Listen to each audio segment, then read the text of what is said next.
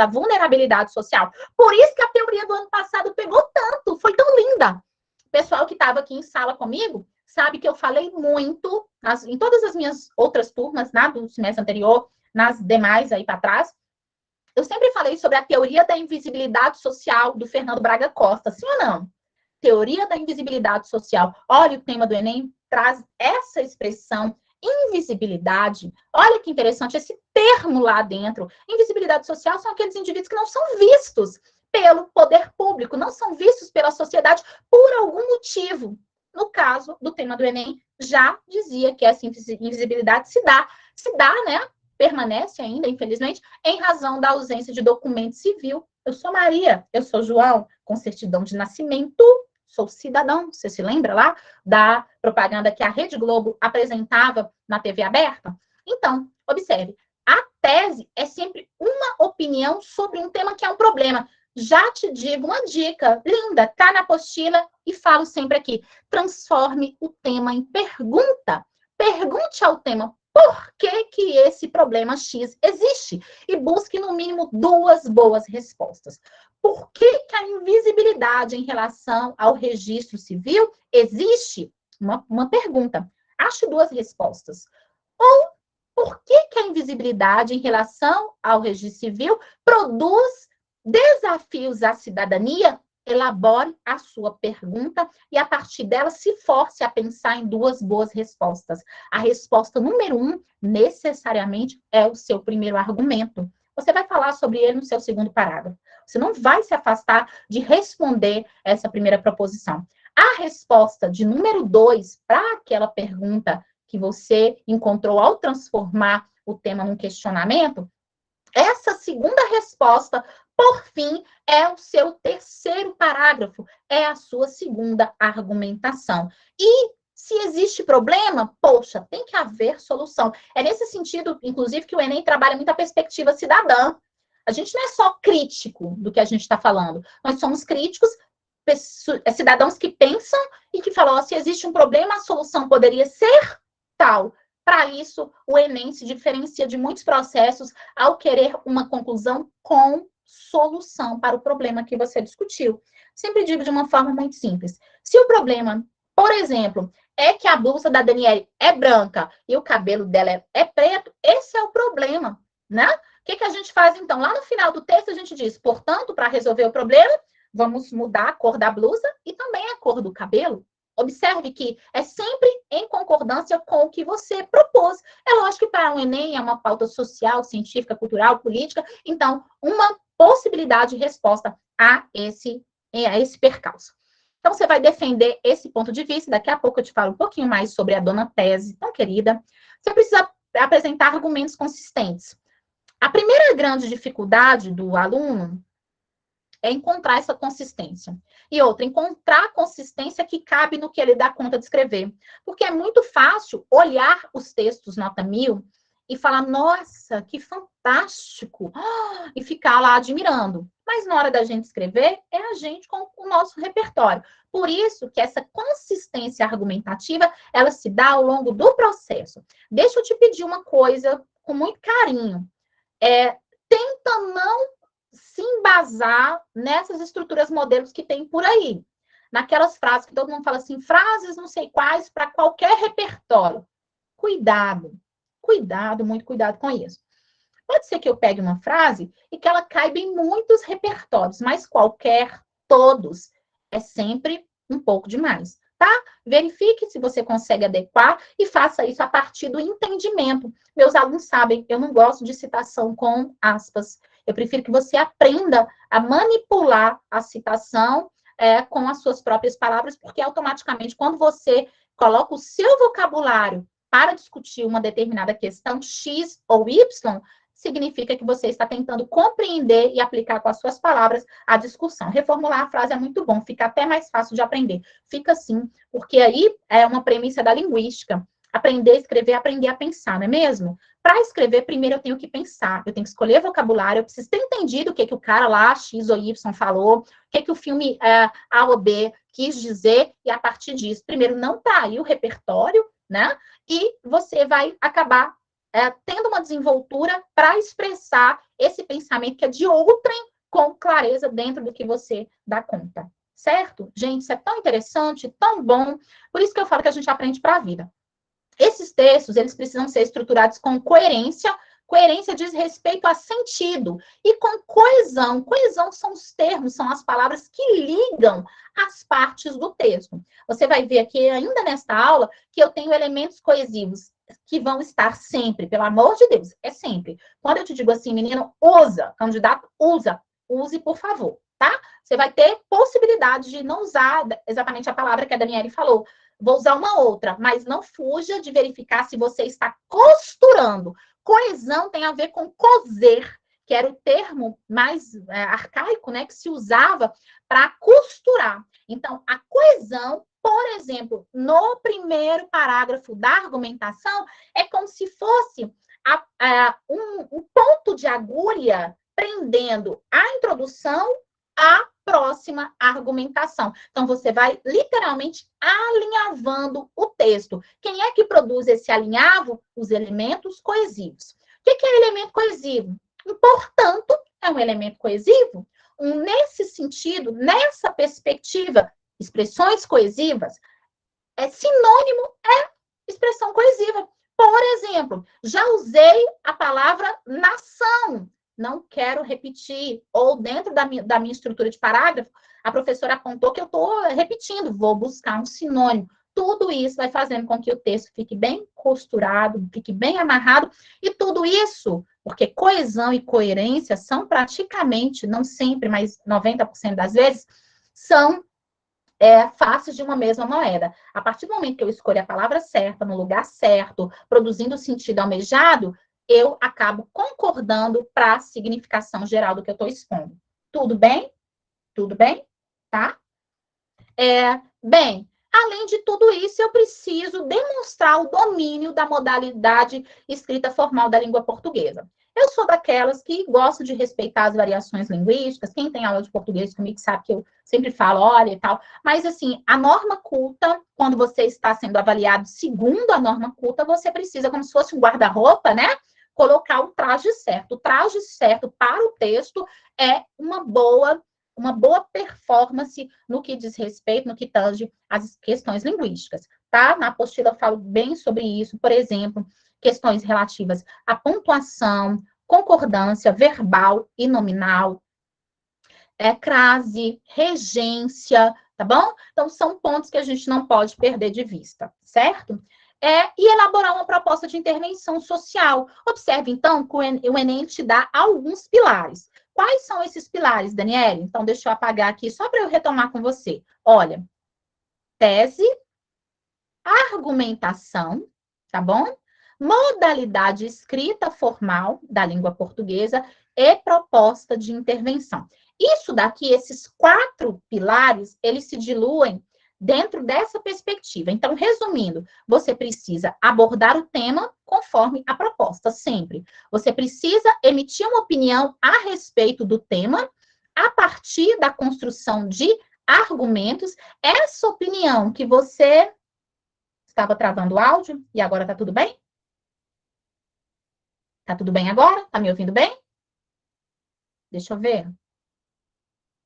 O Plínio tá dizendo que aí tá bom. Beleza. Então, tô continuando. Qualquer coisa, fala aí, viu, tá? Olha, então, a partir da percepção, bem, eu li o tema, vou falar sobre tal coisa, e aí, então, eu vou transformar o tema em pergunta, achar meus 2 pontos de argumentação. Esses argumentos, eles vão construir o desenvolvimento da redação, tá? E, por fim, a gente tem a proposta de intervenção. São 4 pilares que nós vamos distribuir necessariamente em 4 parágrafos. Dani, posso fazer 5? Poder pode, mas não deve. Dani, posso fazer 3? Não deve, tá? Bem, a apresentação do tema e a tese, deixa eu tentar colocar mais bonitinho. A apresentação do tema e a tese vão aparecer necessariamente ali na introdução. Vou mostrar para vocês aqui hoje ainda, na introdução. Ô, Dani, 2 partes em uma única apresentação? Sim. Introdução significa trazer para dentro. Vem do latim. e tem a ver com colocar o indivíduo em contato com o todo do texto de uma forma, naquele primeiro momento, apenas introdutória. Mas nós já temos uma noção geral do texto. A gente chama isso, inclusive, de projeto de texto, de apresentação de roteiro. Você está apresentando uma introdução que vai ser um roteiro para o que o seu leitor vai encontrar. Os argumentos, nós teremos argumento 1 e argumento 2 dentro da mesma perspectiva temática. Cuidado, todo mundo que já foi meu aluno, que eu já peguei o texto, sabe que eu tenho um olhinho treinado para encontrar, ó, a argumentação circular. Quando você está falando da mesma coisa, você muda as palavras, você muda a referência, mas você está falando a mesma coisa, o seu argumento não muda. Então, cuidado com essa circularidade dentro do texto. Os argumentos, eles vão compor o desenvolvimento do seu texto. Desenvolvimentos. Vou colocar no plural porque a gente tem desenvolvimento 1 e desenvolvimento 2. Tem até professor que fala assim, é D1 e D2, e os meninos ficam doidos. Como assim, Dani? D1 e D2 são as duas partes. Parágrafo 1, parágrafo 2 do desenvolvimento, argumento 1 e argumento 2, todos associados ao tema. Gente, cuidado com o tangenciamento. Vou falar sobre ele daqui a pouco, mas já adiantando. Tenta trazer o tema do jeitinho que a proposta traz. Certo? Apresenta você. Cuidado para não tangenciar. E uma forma que existe de não tangenciar é que dentro do desenvolvimento, em cada parágrafo, volta ao tema. Repita o tema. Não com os mesmos termos, que a gente quer um vocabulário rico, por favor, né? Mas, assim, tenta a cada novo parágrafo ir retomando os termos que compõem o tema. Não precisa ser com a frase literal, mas, por exemplo, se lá estava cobrando manipulação do comportamento do usuário pelo controle de dados. Então, por exemplo, controle de dados, comportamento do usuário, tudo isso remete à internet, vida cibernética, algoritmos, vá usando termos que se relacionam ao tema para que o corretor ele observe que você dá uma continuidade ao tema, viu? E a proposta de intervenção, necessariamente, ela costuma, espera aí que eu vou só fazer uma correçãozinha, ela costuma aparecer na conclusão.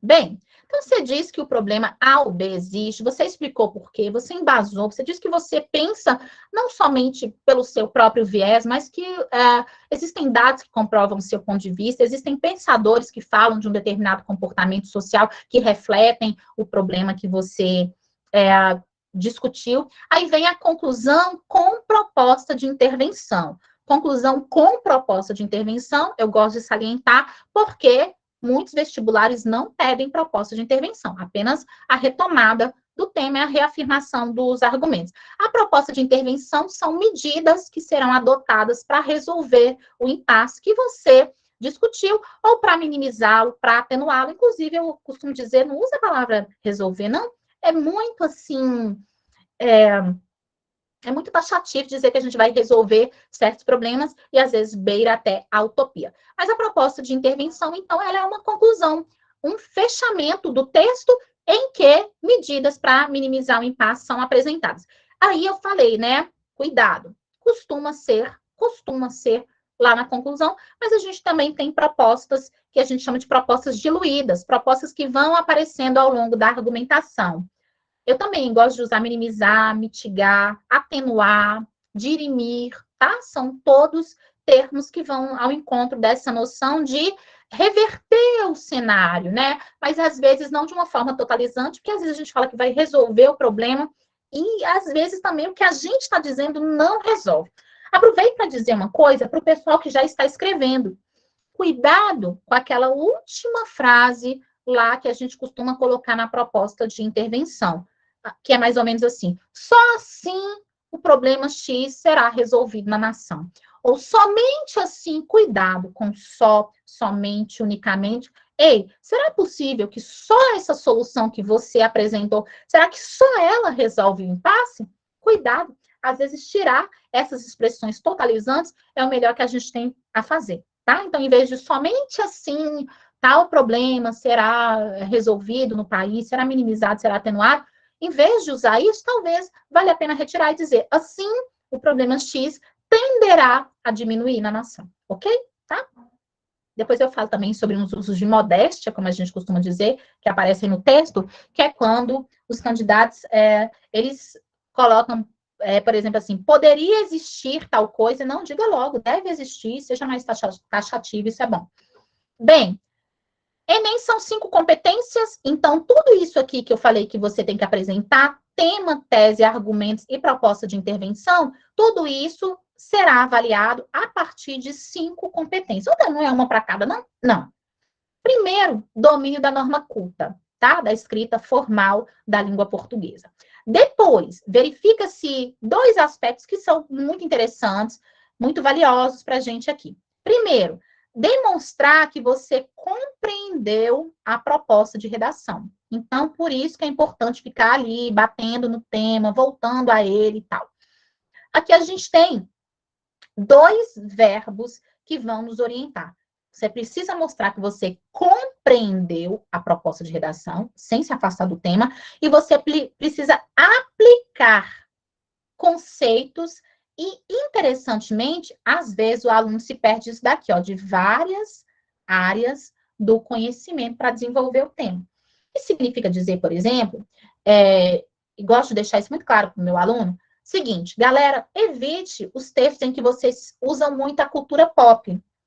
De repente, quando a galera descobriu que pode ser usado dentro do texto do Enem, filmes, todo mundo quer citar 1 trilhão de séries. Aí cita série no parágrafo 1 da argumentação, cita série no parágrafo 2, cita série no parágrafo 3. Faz isso não, ok?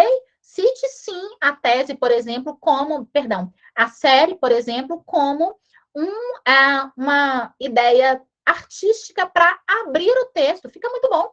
Mas deixe para a argumentação outras áreas. De repente, você vai citar um viés histórico, vai ficar muito legal, um dado estatístico. Então, tente transitar entre as áreas para que o seu texto não fique sob um vício de uma cultura pop. Eu tenho visto muito isso acontecer e não é legal, tá bom? Bem, então nessa competência 2, você precisa mostrar que você entendeu o tema e aplicar conceitos de outras áreas, tudo isso dentro dos limites estruturais. Olha do que a gente está falando hoje, de estrutura, estruturais do texto dissertativo argumentativo. Ou seja, você tem uma introdução, 2 parágrafos de desenvolvimento e uma conclusão para mostrar, meu querido, que você compreendeu o tema e que você percebe que esse tema está associado a tudo que você já aprendeu ao longo da sua formação, a uma teoria lá da história, de repente uma teoria da química, Plínio, sabe? Então, traga isso para dentro do texto, dentro dos limites estruturais. Começa apresentando na introdução, então tem que observar se cada coisa está no seu lugar, o esqueleto de que falei a vocês. Então, observe aí, na introdução eu mencionei o tema, eu apliquei a tese, limite estrutural. No desenvolvimento, eu dou continuidade às perspectivas, explicando os meus pontos de vista, e lá no final, eu tenho o final do texto como lugar para apresentar proposta de intervenção, lugar clássico, né? Porque tem a diluída também, o lugar clássico para a gente fazer isso. Então, eu preciso usar essa capacidade de compreender e aplicar ao longo do texto o que está sendo pedido, certo? Essa competência aqui, a competência 3, é o coração da dissertação. É a de que mais gosto, inclusive. Porque é a partir dela que a gente sabe se o indivíduo ele não apenas decorou, por exemplo, uma citação, é a partir dela que a gente observa se o sujeito domina o assunto, ou se ele, dentro da formação de estudante que acabou de terminar o ensino médio, ou que tem o ensino médio completo, ainda que tenha 1 ano, 2 anos, 10, bem, se ele tem a capacidade de selecionar, saber o que ele vai discutir, pensar, eu vou falar sobre isso, sobre aquilo, relacionar, olha, isso aí tem a ver com a pauta lá de história, organizar, na introdução eu vou usar o filme, dentro do desenvolvimento 1, eu vou falar de uma perspectiva de um pensador, e no desenvolvimento 3 eu vou trazer um dado estatístico que eu aprendi. Então, organizar, distribuir cada um desses levantamentos, desse projeto que eu fiz dentro do texto, e interpretar, mostrando com clareza o que você quer discutir, como discutir, sabe? Então, isso é muito importante. Selecionar, relacionar, organizar, interpretar as informações. Gente, Não é fácil fazer isso, não. Aqui eu gosto porque a gente tem 4 pilares, né? Selecionar, relacionar, organizar e interpretar. Você pode selecionar apresentando o tópico frasal, relacionar quando você coloca a referência a outras áreas, organizar quando você mostra no projeto de texto que você está cumprindo, né? O que você colocou na tese, você distribui ao longo do texto, e a interpretação é você explicando a sua argumentação e fazendo a aplicação no hoje. Percebe? Tá? Isso daí deixa o texto muito redondinho, muito lindo, e o processo de autoria vai se construindo. E depois demonstrar os mecanismos linguísticos de coesão, né, de construção da argumentação. Aqui é colocar o elemento coesivo no lugar certo, a gente ensina isso, é uma parte bem tranquila. E a proposta de intervenção. Aluno meu tira total na proposta de intervenção, tá bom? Por quê? Além da gente ajudar a pensar os temas, gente, a proposta de intervenção ela é muito mecânica. Mecânica em que sentido? Você só tem que saber o que você tem que apresentar e tentar trazer tudo. Agente, ação, modo ou meio de execução, de apresentação, o efeito e um detalhamento, uma explicação mais alongada de um desses 4 elementos. É uma pauta relativamente fácil e aqui a gente vai explicando tudo a vocês. Perguntas até então? Sim ou não? Tô caminhando. Daqui a pouco eu olho o chat aí. Ó, então vamos planejar nossa escrita. Vamos começar a escrever? São 8 horas da noite. Temos 1 hora para a gente começar a escrever. A Shirley levantou a mão. Pode falar, Shirley. Tô vendo aí uma mãozinha levantada.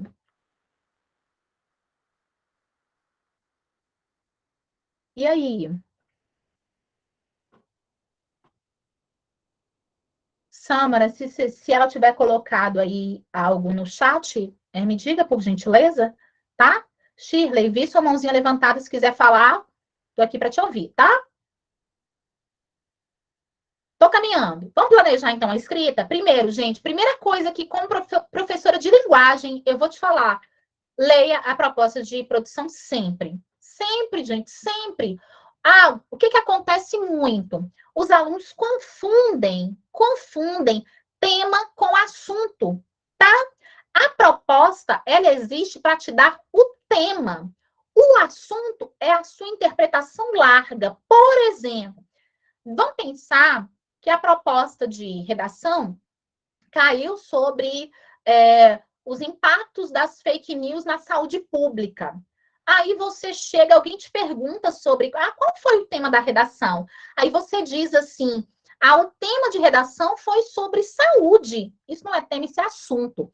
O tema, ele vai estar em cada uma daquelas palavras que compõem o que está sendo pedido para você escrever. Os impactos, então, tem que ter impactos. Fake news, termo-chave, tem que ter fake news dentro do texto.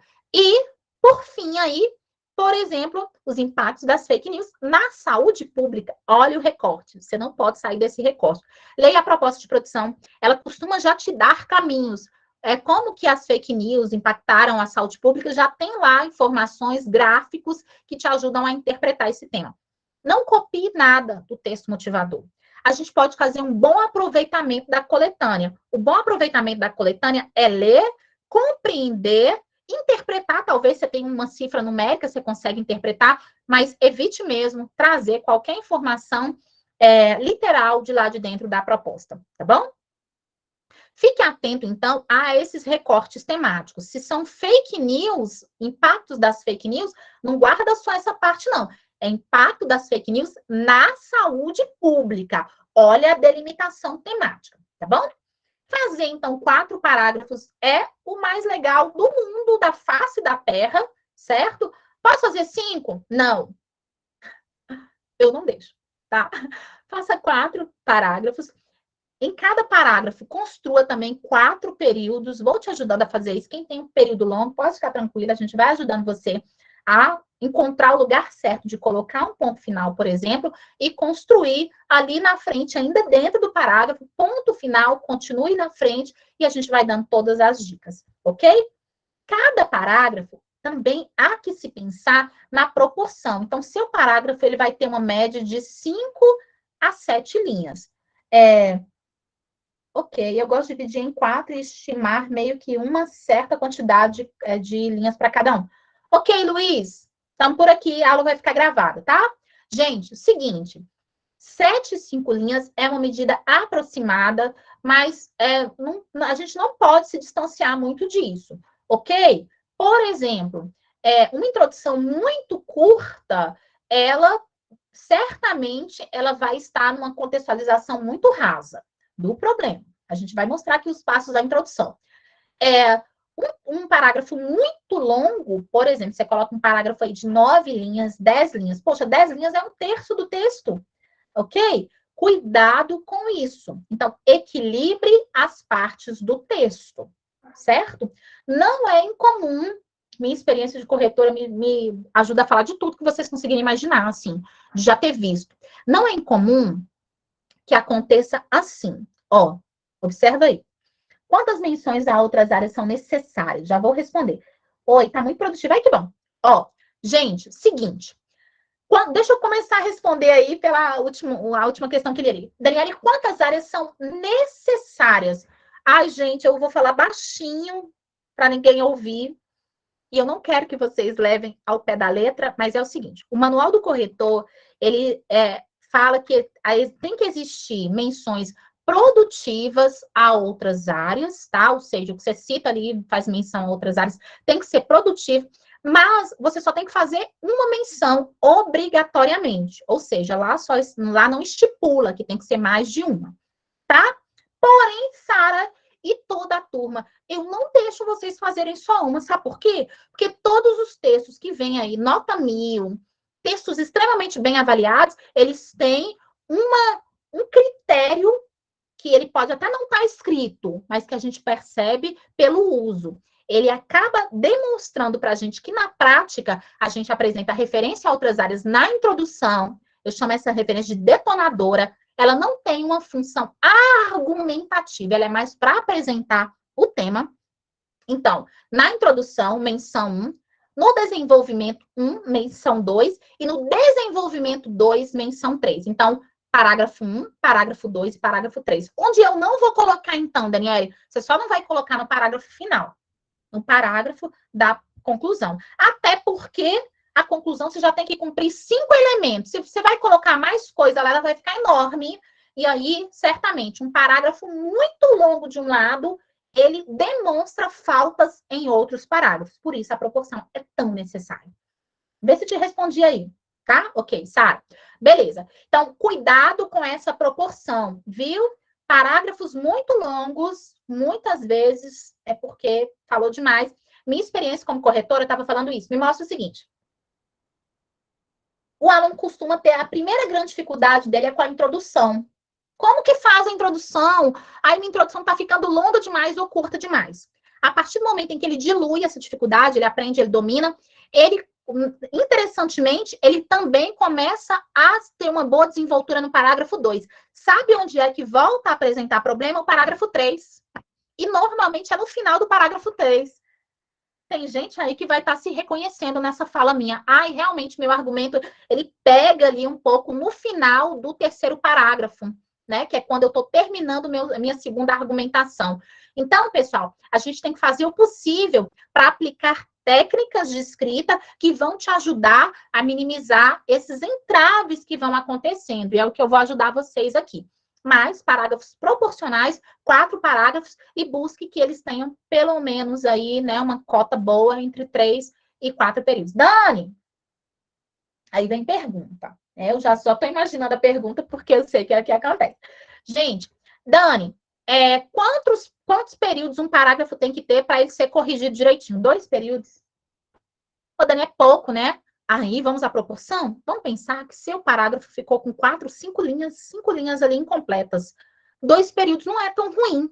Mas olha como que a gente não pode levar isso ao pé da letra, né? Aí só tem que ter 2 períodos, mas vamos pensar que você escreveu pra caramba. E o teu parágrafo tem 6 linhas. 6 linhas com apenas 2 períodos? Fica muito longo. Vai ter problema de pontuação, com certeza. Vai ter problema de ausência de elemento coesivo, algum lugar que você deveria ter pausado, ponto final, continuado com um bom elemento coesivo de progressão. Percebem? Então, parágrafos muito longos E estruturas de períodos muito longos, normalmente, problema. Ok? Aí aqui, retome o tema em cada parágrafo, já falei isso com vocês, e fuja do tangenciamento. Daniela, o que é o tangenciamento pelo Love de God? Você falou de tangenciamento e eu não sei, eu estou chegando à aula, eu não sei. Gente, tangenciamento é quando eu abordo o tema em partes. Acho que todo mundo que escreve, todo mundo que já escreveu, em algum momento tangenciou o tema. Olha só, então vamos pensar que o tema era os impactos das fake news na saúde pública no Brasil. Por exemplo, impactos das fake news na saúde pública e no Brasil. Olha os recortes. Aí vamos pensar que você falou sobre os impactos das fake news, mas em nenhum momento você falou de saúde, ou não falou de saúde pública, ou ainda não citou que você está discutindo sobre o Brasil. Então, tangenciamento é quando o tema não é abordado na sua completude, com todos os termos que foi pedido, com todas as delimitações. Sempre conto a história de uma aluna minha, eu a conheci depois do ocorrido que vou relatar agora, mas interessantemente ela trouxe para mim, eu a conheci assim, Luísa, eu vou trazê-la aqui para comentar sobre isso, está fazendo medicina hoje, super feliz, mas olha só, a Luísa, ela me disse o seguinte, chegou para mim, eu não a conhecia, ela falou, Daniele, eu tirei 440 na redação, mas eu treinei o tempo todo e meu texto era sempre para cima de 900, 900, 900. Eu olhei o texto dela e falei, caraca, qual que é o problema desse texto? No primeiro momento eu não consegui perceber. Fui lendo o texto e tal, até entender. Gente, o problema era tangenciamento. Ela falou sobre... ela estava naquela proposta do Enem que falou sobre a manipulação do comportamento do usuário pelo controle de dados. Ela falou o tempo inteiro sobre manipulação, sobre controle, né? Manipulação do controle do usuário, mas nem um momento ela citou nenhum termo que remetesse a controle de dados. Ela não falou de algoritmos, ela não falou nada minimamente que apontasse para esse recorte. Galera, quando a gente tangencia o tema, ou seja, quando a gente não traz o tema na sua totalidade, a gente perde muita nota. Dani, como assim que eu perco muita nota? Galera, é muita nota mesmo. Sabe por quê? Porque lá, olha, deixa eu voltar aqui para você me entender.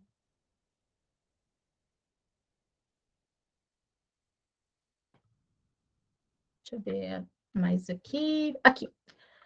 Galera, olha só. Mudar a cor para vocês verem direitinho. Ó, aqui, não está falando sobre compreender a proposta, se a pessoa não citou todos os elementos, putz, grila, não compreendeu a proposta, ou ficou desatenta à proposta. Depois, aqui está falando sobre selecionar, organizar e tal, interpretar as informações. A primeira interpretação que ela não trouxe bem colocada foi a interpretação do próprio tema. Perdeu também. E aí, o que acontece? A proposta de intervenção aqui, ó, 5, é para o problema abordado. Ei, essa pessoa abordou o problema pedido? Não. Consequentemente, se eu tangencio, querido meu coração, eu vou ter apenas 40 pontos aqui, 40 pontos aqui e 40 pontos aqui.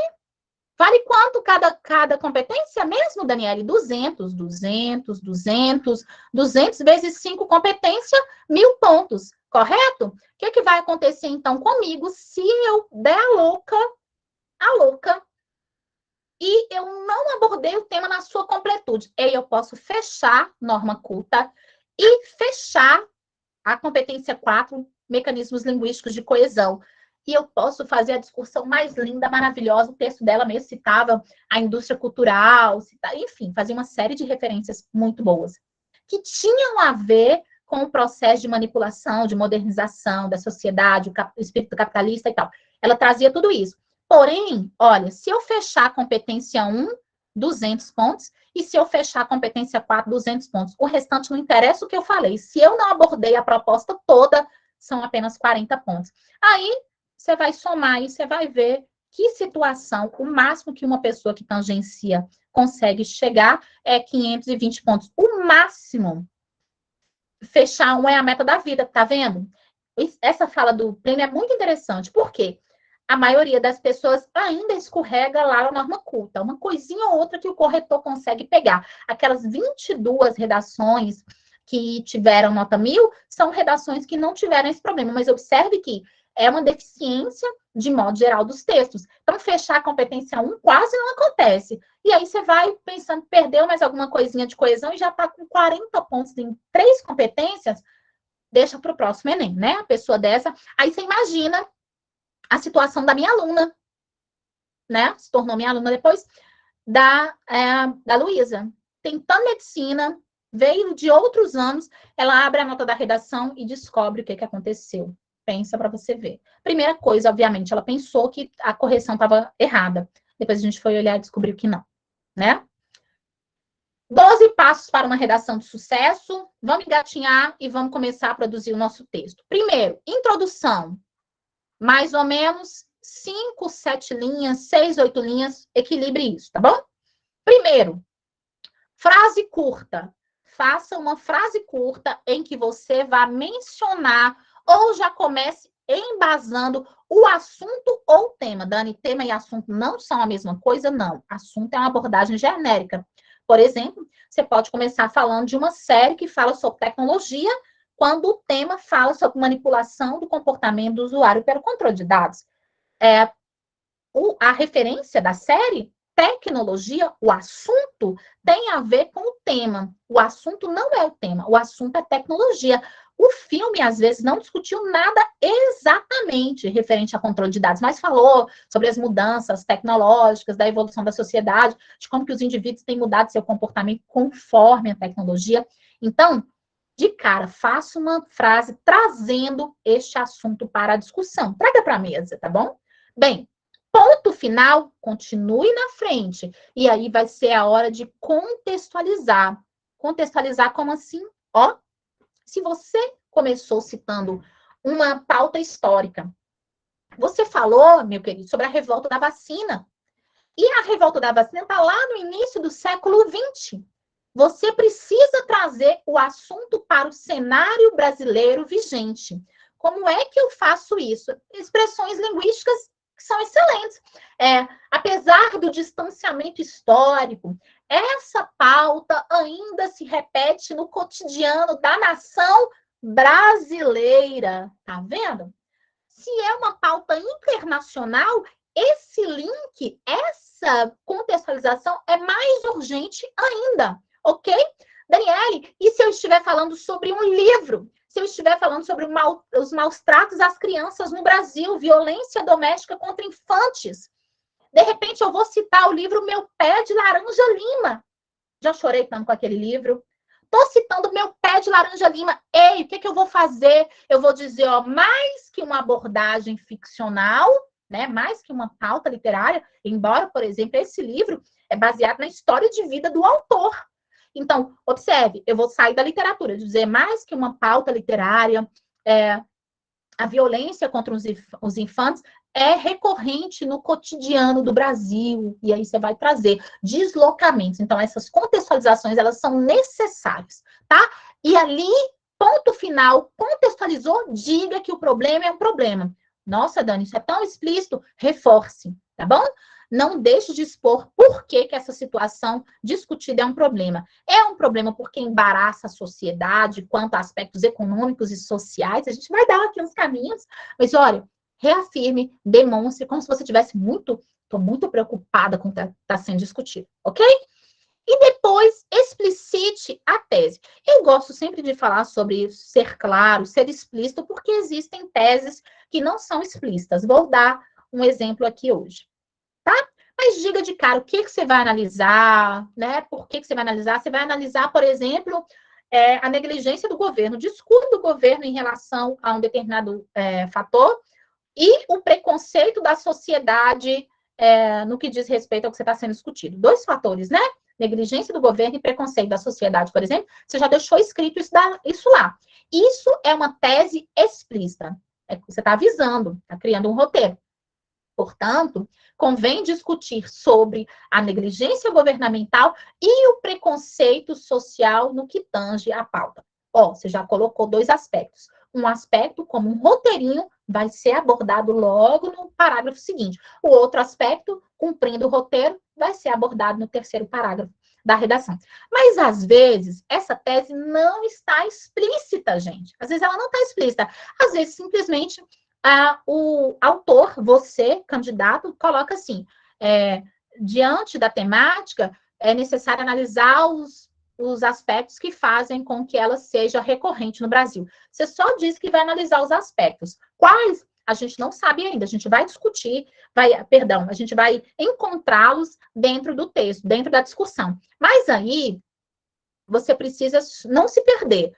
Você colocou aspectos, plural. Então, tem que ter aspecto 1 e aspecto 2. Cuidado com a ideia de trabalhar com causa e consequência. Você trabalha uma causa, depois fica falando das consequências, aí não é aspectos, é causa. Aspecto, um só, viu? Por isso que, às vezes, quando a gente coloca a introdução já deixando claro, explícito o que a gente quer discutir, é uma forma também da gente não se perder no que a gente está falando. O desenvolvimento, que eu falei que são 12 passos. Aqui, se você contou, tem 4. O desenvolvimento, 4 também. Olha só. O que nós vamos fazer? Para o desenvolvimento, primeiro parágrafo do desenvolvimento, né, o desenvolvimento 1, como a gente chama, a gente já apresenta o argumento em 1,5 linha.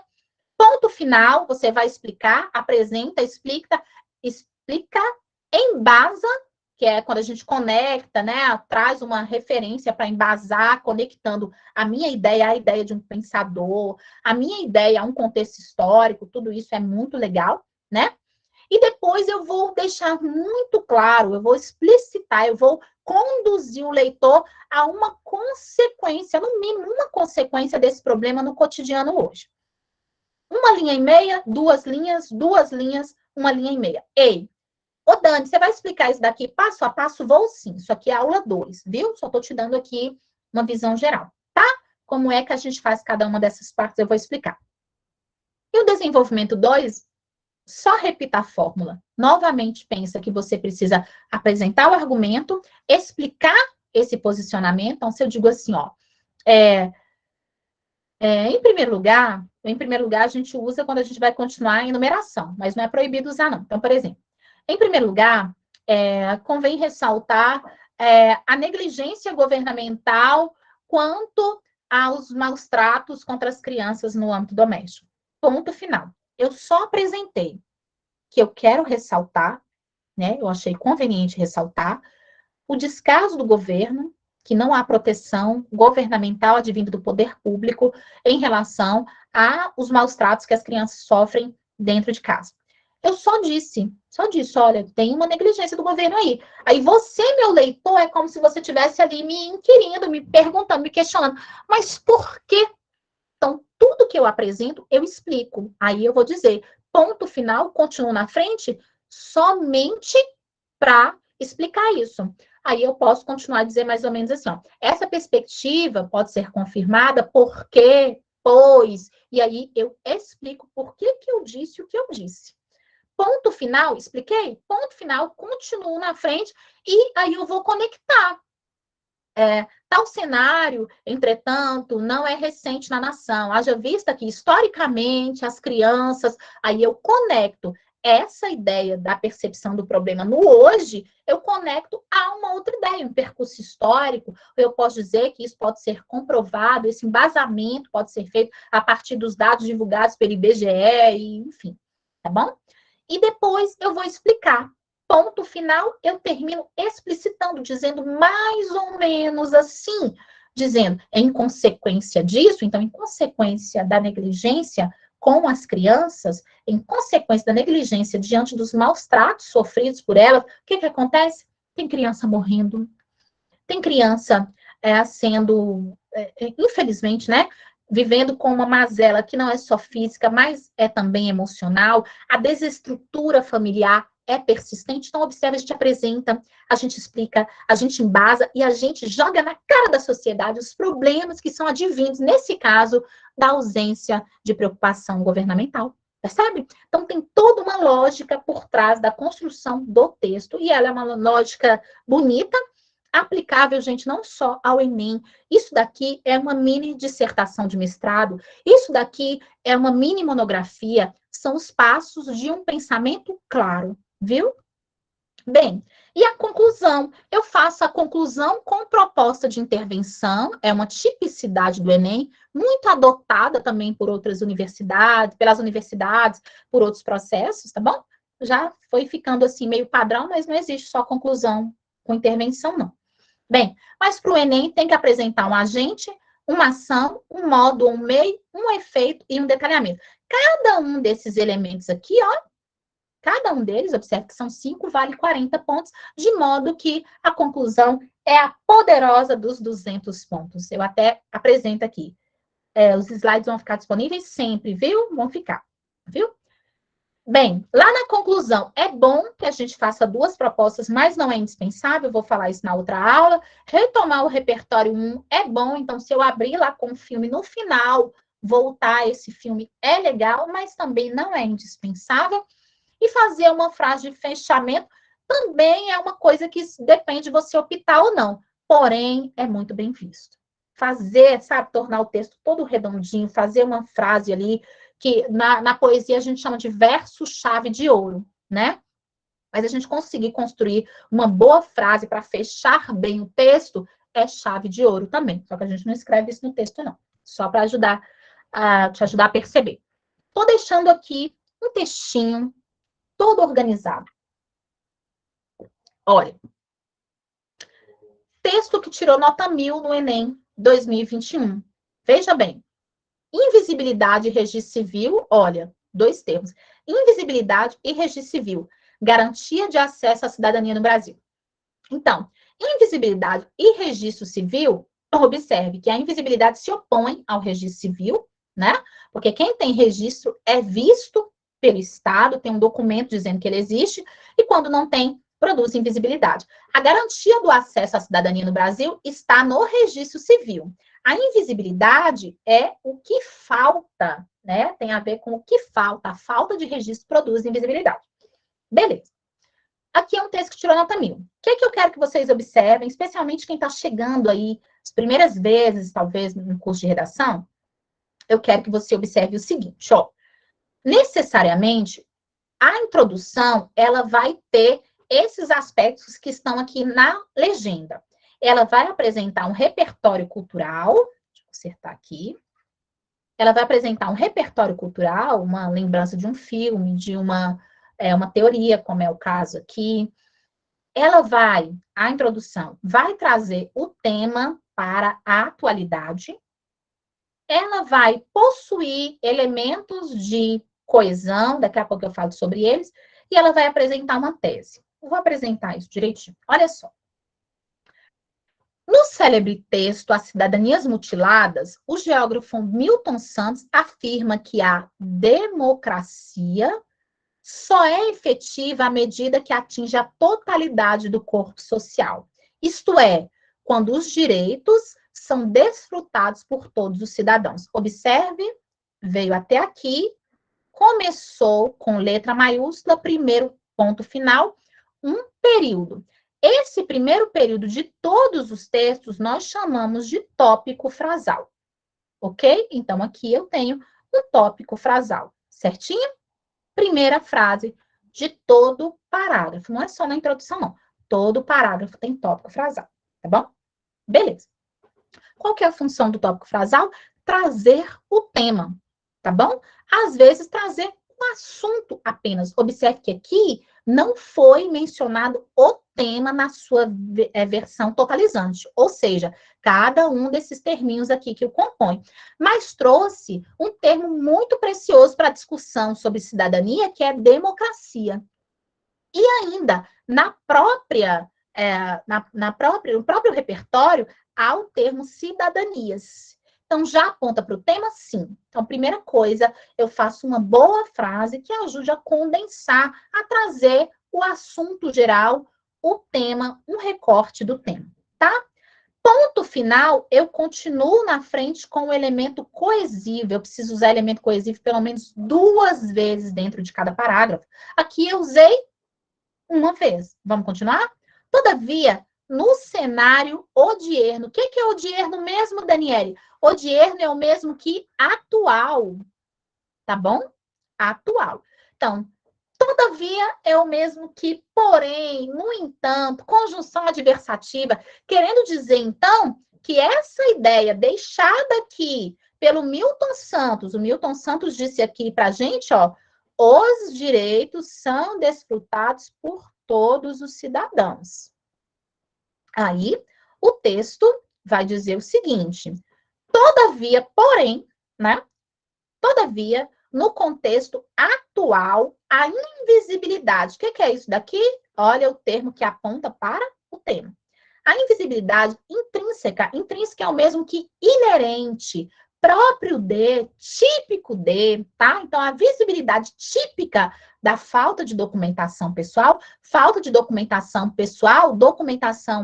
aponta para qual elemento do texto? Registro civil. Tá vendo? Aponta para registro civil. Então, todavia,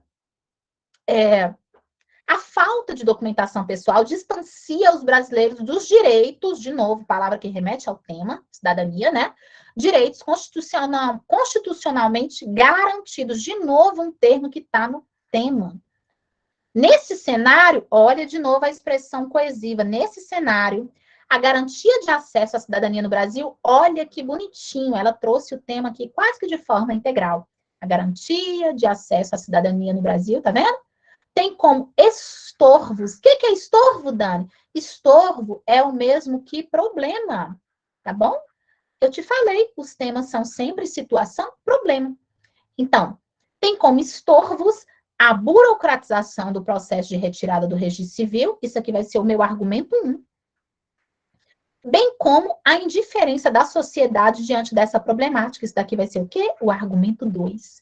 Observe, esta pessoa que tirou 1000, ela cumpre dentro da introdução, ela apresenta uma referência e associa essa referência ao tema, dizendo, né, o tema lá fala sobre que o Milton Santos diz que a democracia, ela só é efetivada quando todos os indivíduos garantem sua condição de cidadão. Aí ela traz para o contexto atual. Todavia, no entanto, porém, no contexto do Brasil, no atual momento, a invisibilidade que a falta de documento produz distancia os brasileiros de que eles sejam verdadeiramente cidadãos, né? E aí ela traz o porquê. Lembra que eu te falei assim, ó? Transforma o tema em pergunta. Eu te falei isso, transforma o tema em pergunta.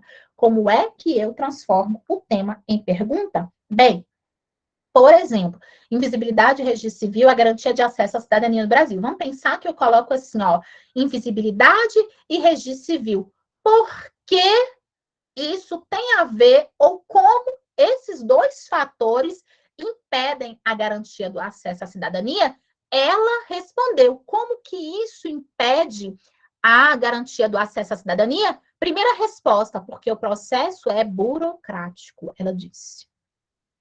E depois, né, existe também a segunda resposta que ela dá. Existe uma indiferença da sociedade, Duas respostas. Resposta 1, argumento 1. Resposta 2, argumento 2. Vamos ver na aplicação?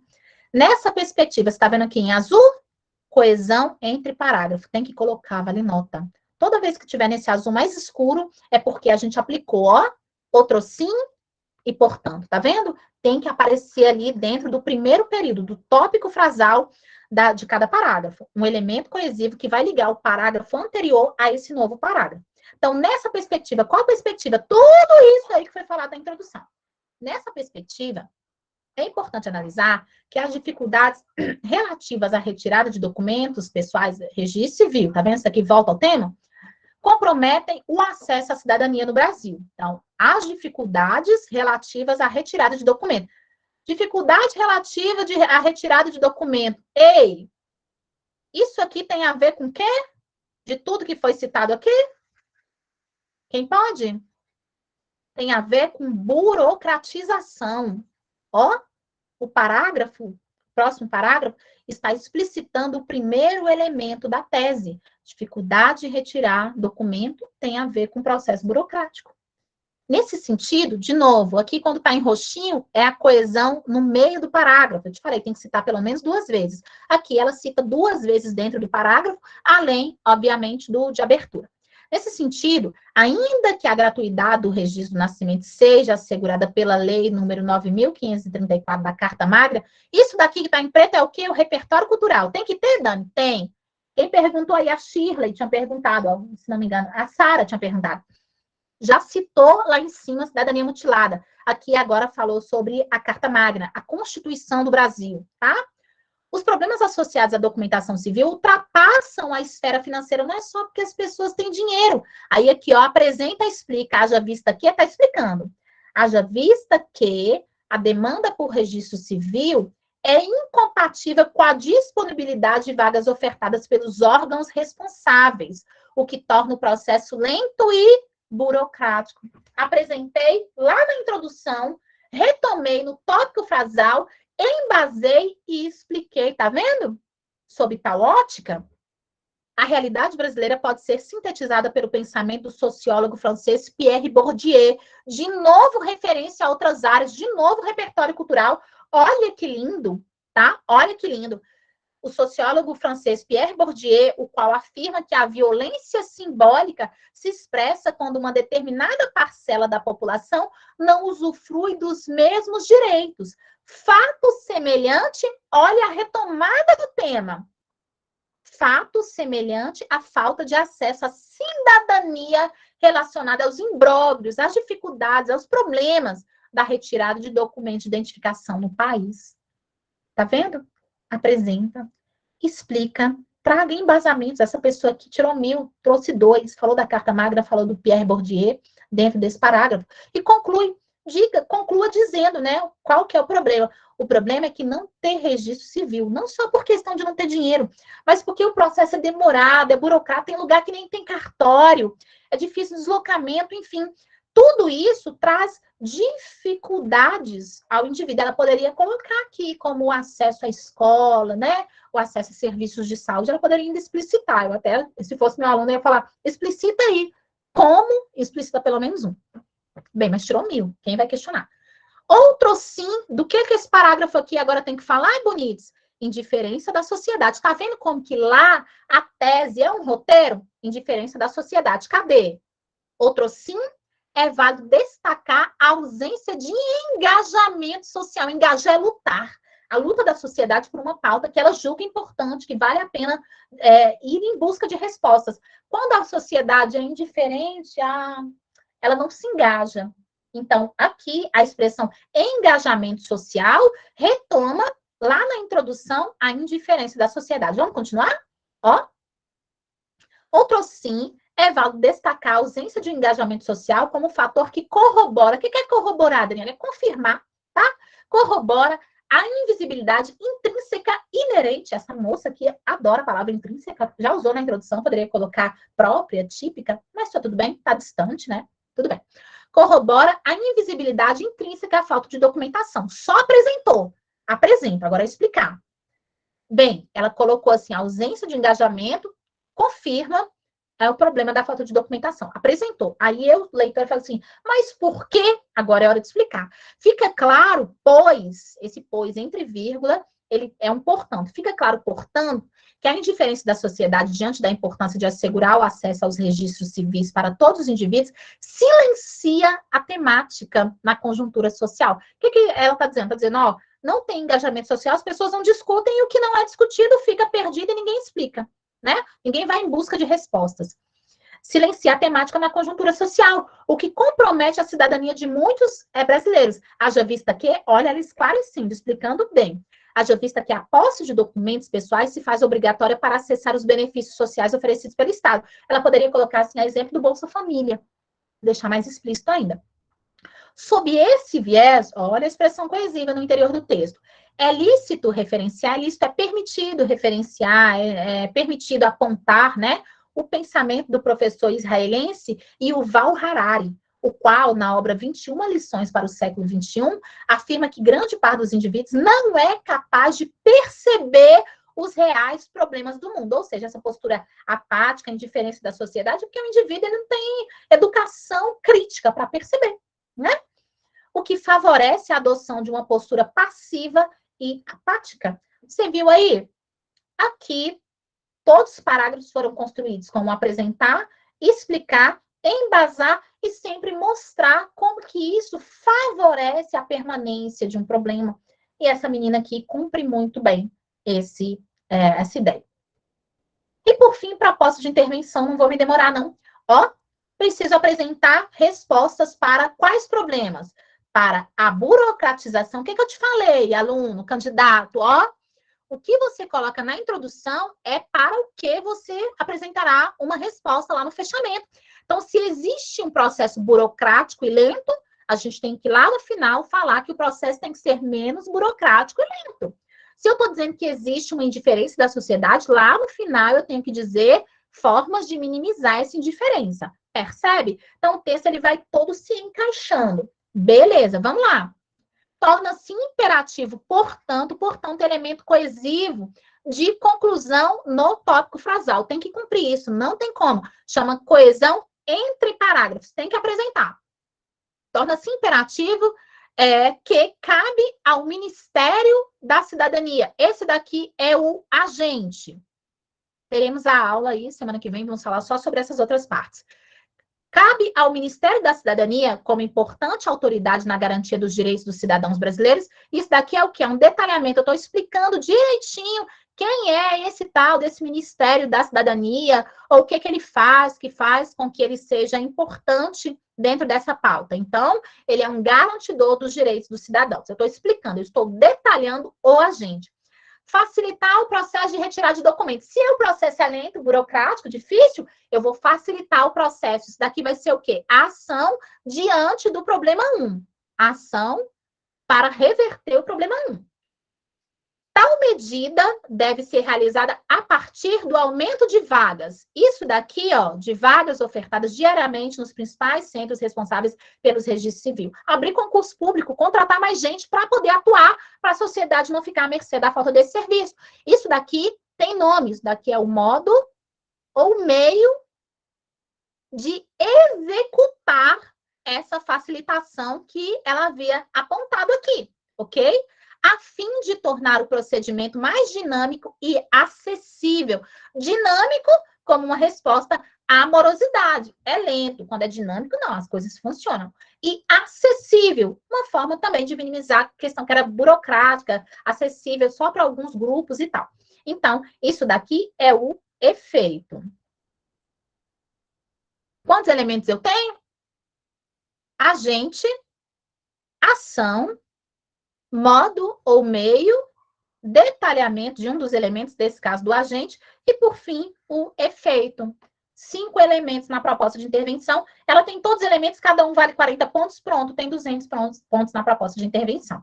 E aí, no final, ela faz uma breve retomada da segunda discussão. Qual que era a segunda discussão mesmo, gente? A segunda discussão era a respeito de como que a sociedade é apática, né, diante dessa temática, de como que ela não se engaja e tal. Lá na introdução, ela chamou isso de indiferença da sociedade. Então, agora eu preciso ter uma ideia sobre a indiferença da sociedade. Ademais, fica a cargo do Ministério das Comunicações estimular o engajamento social por meio de propagandas televisivas e nas redes sociais, com o FITO. O FITO é o mesmo de com o objetivo, é o mesmo que a fim de, é para não repetir. Com o fito de dar visibilidade à temática e assim assegurar os direitos dos cidadãos. Observe que aqui ela volta com uma proposta mais curta, sem 5 elementos, à discussão do parágrafo 2, e quando ela fala assim, ó, assegurar os direitos dos cidadãos, a gente também pode dizer que essa mocinha, Sara Fernandes Paulista, tá aqui o nome dela, que essa mocinha, ela consegue também tocar lá na cidadania mutilada, que é a teoria que ela usa para abrir, porque assegurar os direitos do cidadão, ela começa discutindo que o Milton Santos fala que a cidadania é mutilada se os cidadãos não conseguem gozar dos seus direitos. Leio esse texto com muita satisfação, porque parece que é aluno da gente. Você que está aqui comigo, você estudou comigo cidadania mutilada, estudou comigo violência simbólica. Olha que interessante, a gente fala muito da Carta Magna. Então, o texto condensa tudo e caminha para uma nota 1000. Mas como que eu vou fazer, Daniele Ribeiro, para construir uma introdução nesse nível? Você vai, primeiro, fazer um contexto, ou seja, você vai abrir com um livro, um filme, ou uma pauta da história, você vai apresentar o tema, você vai trazê-lo para o momento de hoje, tá? Por que esse problema afeta o Brasil? Ou como que ele tem sido visto no Brasil? Isso de uma forma breve. A introdução não é para explicar, é só para apresentar, tá? E, por fim, você vai discutir a resposta que você dá, o porquê desse problema existir, em duas partes. Tá bom? Apresente o que você vai discutir em duas partes. Por exemplo, causas e consequências de uma determinada coisa, falhas do Estado e da sociedade, ou questões estruturais e comportamentais. Por que eu falo sempre para dividir em dois aspectos? Porque o aspecto 1, você discute no argumento 1, né, no próximo parágrafo, e o aspecto 2, vamos pensar que você falou sobre questões estruturais e comportamentais. Você vai discutir questões estruturais em um parágrafo e as comportamentais no outro parágrafo, ok? Mas, para eu não terminar essa aula e você ficar pensando, ai meu Deus, como é mesmo que faz isso? Vamos lá?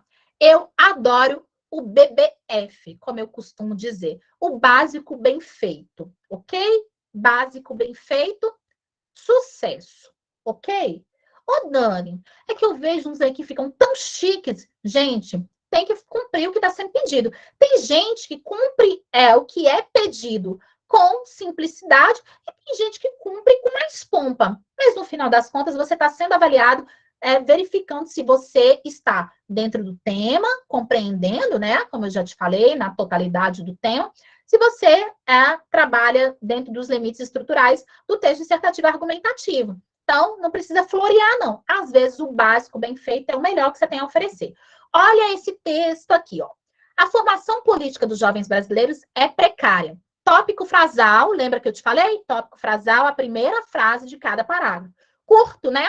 Já com uma afirmação taxativa, a formação política dos jovens é precária. Já afirmei, tá? No contexto atual, o que eu estou fazendo? Trazendo para o momento de agora. Embora seja papel da escola instruir os estudantes quanto ao pensamento crítico e à repercussão de suas ações na sociedade, observa-se que a abertura a debates políticos ainda é parca. Meus alunos sabem que eu uso muito o termo parco. Dani, por quê? Parco significa insuficiente. Tá? Então, em vez de falar assim, não existe, tal, evita esses extremismos e diga apenas que ela é insuficiente. A formação política dos jovens no Brasil não é suficiente para garantir uma cidadania engajada.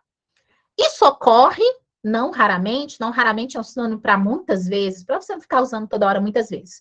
Isso ocorre, não raramente, em razão, primeiro motivo, ó, meu primeiro argumento, da dificuldade social em lidar com a liberdade de expressão, direito defendido pela Carta Magna. Aqui, o que eu trouxe?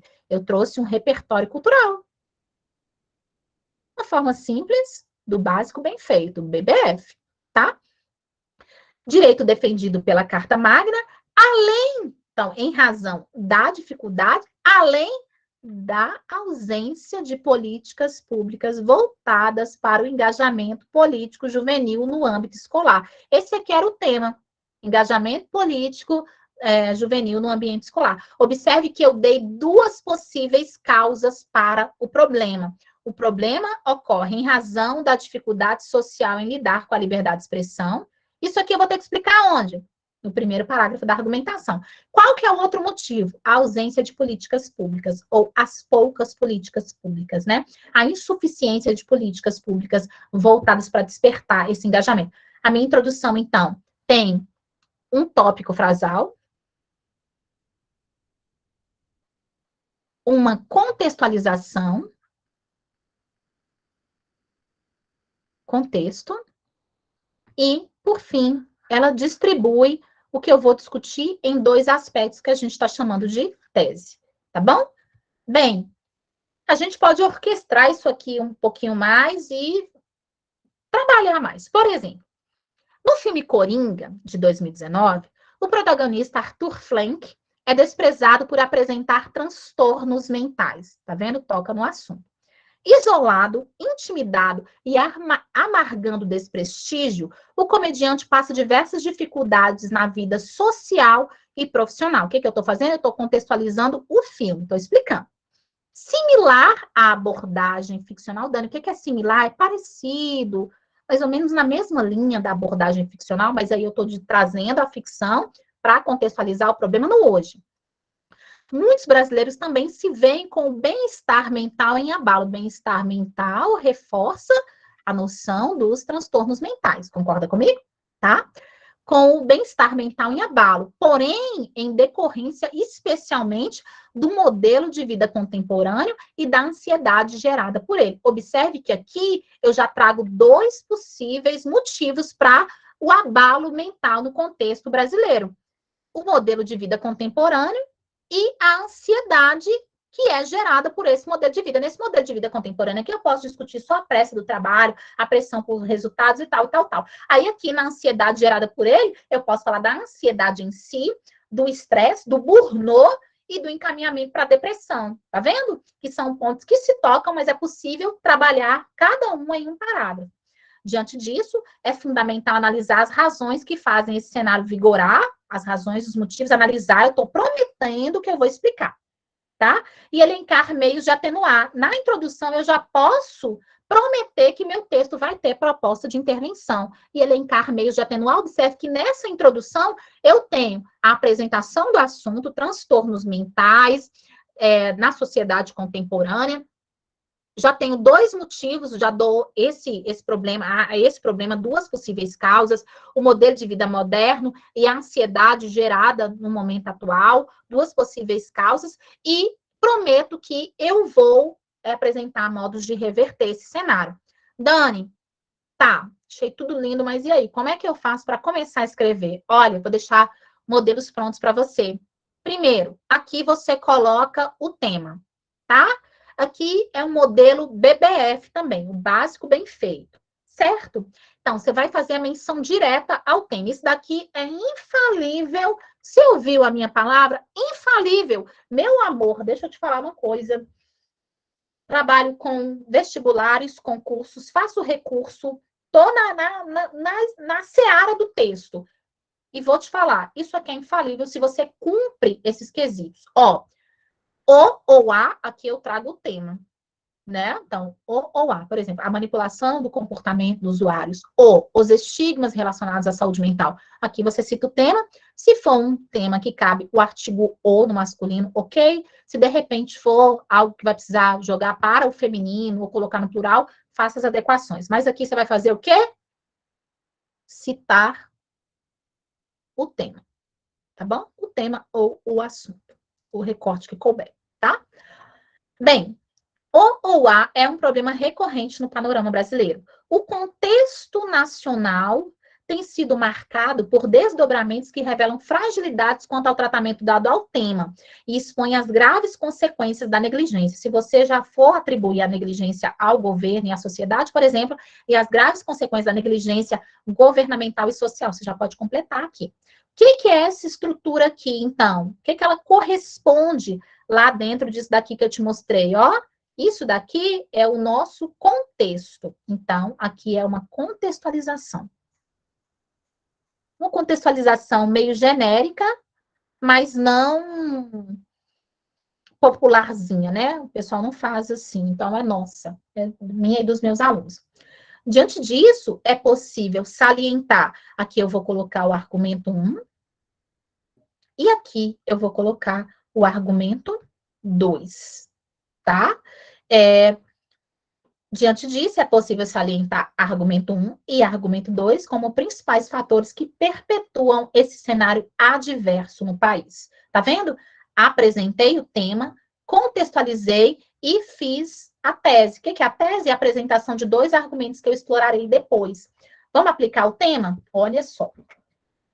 Cita o tema. O adoecimento mental é um problema recorrente no panorama brasileiro. Tópico frasal. TF. Tá? O contexto nacional tem sido marcado por desdobramentos que revelam fragilidades quanto ao tratamento dado ao tema e expõem as graves consequências da negligência. Diante disso, é possível salientar os tabus históricos e sociais. Isso daqui vai ser o quê? O meu argumento 1. Eu vou falar só sobre tabus, as proibições, o fato das pessoas não falarem sobre a doença mental, o silenciamento. Então, aqui vai ser o meu argumento 1. Salientar os tabus históricos e sociais e aparca a insuficiente divulgação governamental quanto a meios de tratamento. Isso daqui vai ser o quê? Vai ser o meu argumento 2, como principais fatores que perpetuam esse cenário adverso no país. Observe que aqui eu tenho a menção ao tema,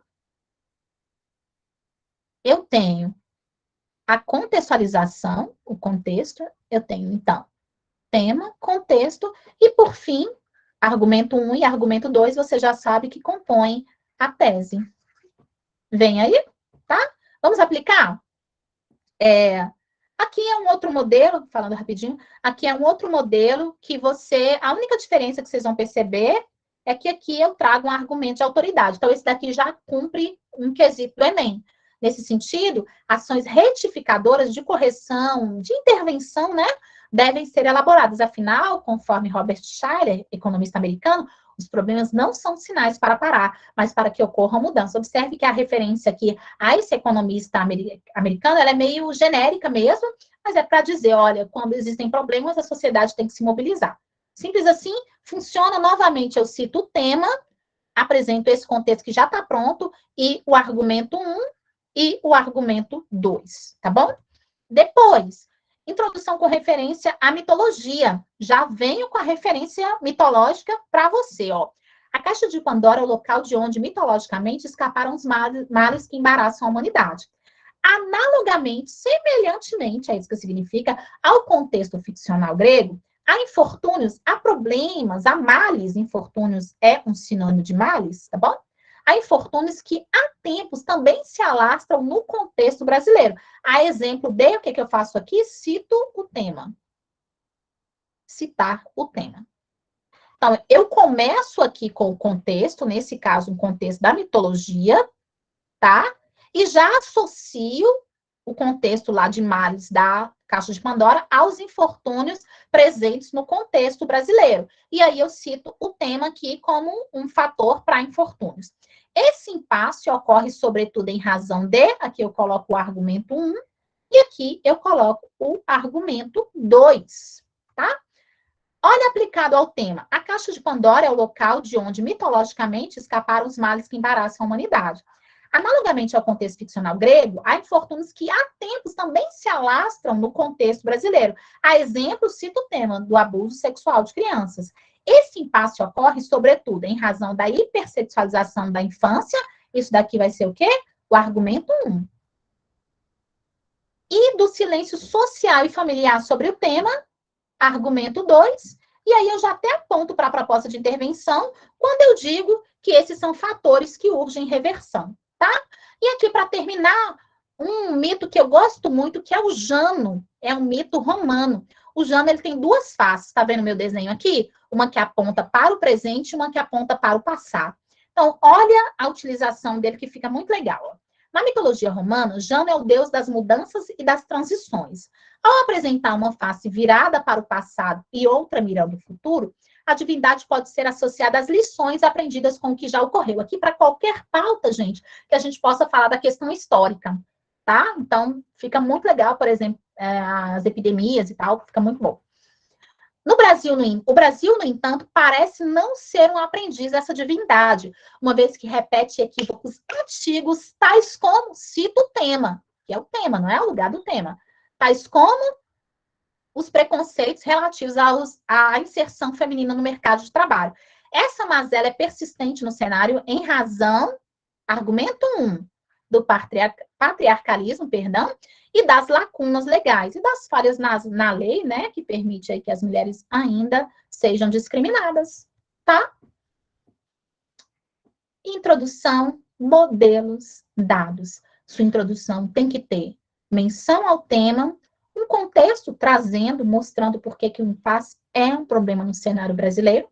E, por fim, sempre, sempre, sempre, a apresentação aí de dois aspectos que você discutirá ao longo da sua produção.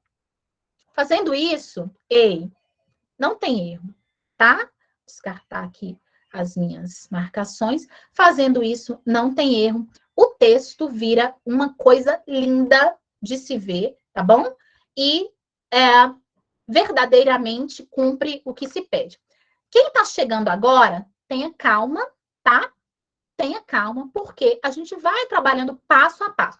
Hoje é realmente para apresentar o texto, apresentar a estrutura do texto, começando pela introdução. Próxima aula, a gente fala das demais partes. E vocês vão ver que é uma lindeza.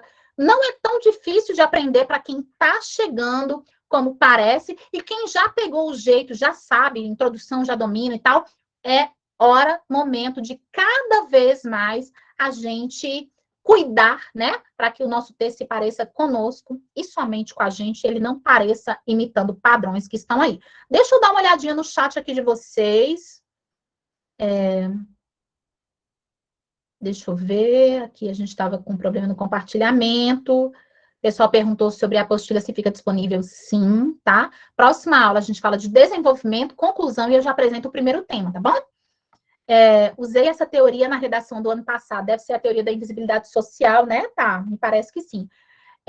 Ok, beleza. Depois ficou bom para você o áudio, Tainá? Ah, ótimo. Quantas menções a outras áreas são necessárias? Como eu disse, introdução, desenvolvimento 1 e desenvolvimento 2, viu, gente? Mesmo que alguém diga que não precisa, a gente vai se guiar pelos textos que são bem avaliados e eles têm, a gente vai ter também, tá? Quer ver o que mais? Aqui o Plínio está comentando sobre a proporção. As notas do Plínio são sempre muito boas, tá bom? Quantas menções? Ok. Shirley Rodrigues. A aula está muito produtiva, obrigada. Foi minha filha que... Ok. Depois, João Gabriel, os slides ficam disponíveis? Sempre ficam, viu, gente? Sempre, sempre. Larissa Souto, a respeito dos elementos, como, portanto, nesse sentido, além disso, posso repetir eles no texto? Larissa, é o seguinte, a nossa cartela coesiva é muito diversificada. Então, a gente não pode se permitir repetir. Quando acontece de repetir, tem que ficar distante. Então, por exemplo, vamos pensar que um elemento que eu usei na introdução, eu posso até recorrer a ele novamente no fechamento do texto. Fora isso, a gente não vai colocar, porque senão vai representar que você tem pouco repertório coesivo. Tá bom? Beleza. Você aconselha manter esse modelo sempre ou gradualmente criar um modelo próprio a partir do mesmo? Gente, a ideia é sempre vocês trabalharem com o entendimento. Eu já sei o que tem que encaixar. Comecei a usar o tipo que a Dani ensina. Comecei a usar. Mas depois eu me adaptei, criei, olha, eu fui fazendo mais ou menos do jeito que ela faz, mas tentando colocar minhas coisas. É isso que a gente quer. Tá bom? Não quero, não vale a pena que vocês fiquem repetindo os meus moldes. Os meus moldes, como o próprio nome já diz, é apenas um modelo, um padrão para você se espelhar, se reconhecer, até utilizar enquanto você não desenvolve a sua autoria, mas nosso grande anseio é que você faça do seu jeitinho, tão somente o seu jeitinho, tá bom? E é isso que vale ponto, ok? Pessoal, 9:02. Quase que eu terminei na hora. Ó, tirando o descontinho aí do slide que não abria e tal, tô terminando na hora. Perguntas? Se sim, vamos lá que eu respondo.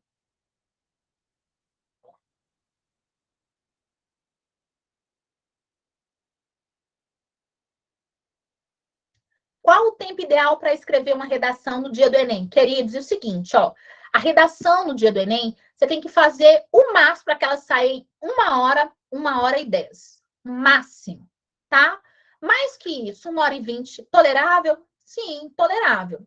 Mas mais que 1 hora e 15, 1 hora e 20, vai comer tempo da sua prova, viu?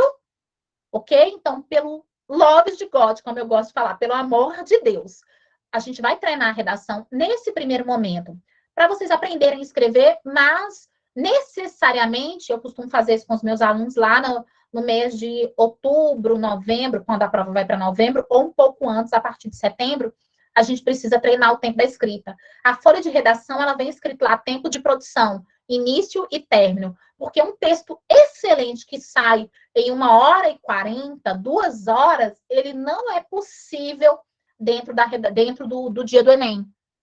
Ele vai tirar tempo de produção de prova, certo?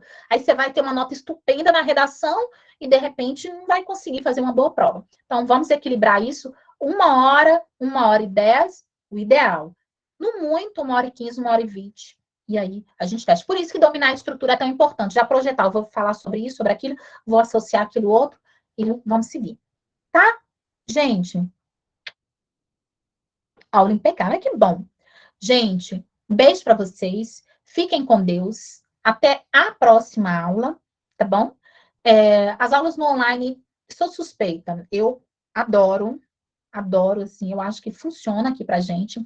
Todo mundo, quem já foi meu aluno, né? Puxa a sardinha aí, a gente sabe que, mesmo à distância, esse nosso modelo funciona muito bem, né? A gente tem esse testemunho para dar. Quando eu estiver corrigindo os textos, mandando, chegando aí para Mariana, oi, Mari, tudo bem? E eu lá no cantinho, você vem, você vai ver que, assim, em nada perde para um atendimento tete a tete. Quem prefere o tete a tete, né? O face a face, amanhã, às 19 horas, darei esta mesma aula, né? Eu sei que, assim, o presencial sempre o online é mais rápido, a gente dá mais conteúdo. Eu não sei se é porque não interrompe, eu não sei, vocês ficam mais quietinhos, né?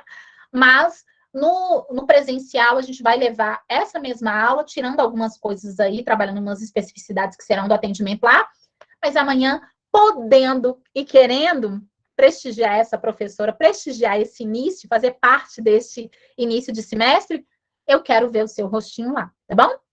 Por enquanto, então, fui sua aluna no Bio, melhor professora de redação até hoje. Oi, Sarinha, obrigada. Gente, obrigada a todos vocês, obrigada.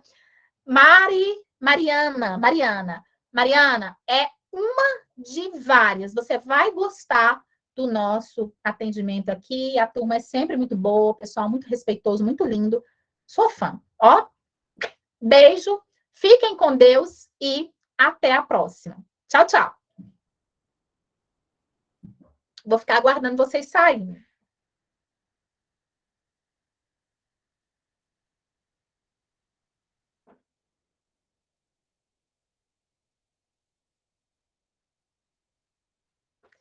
Ei, Ceci, tchau, tchau. Beijo.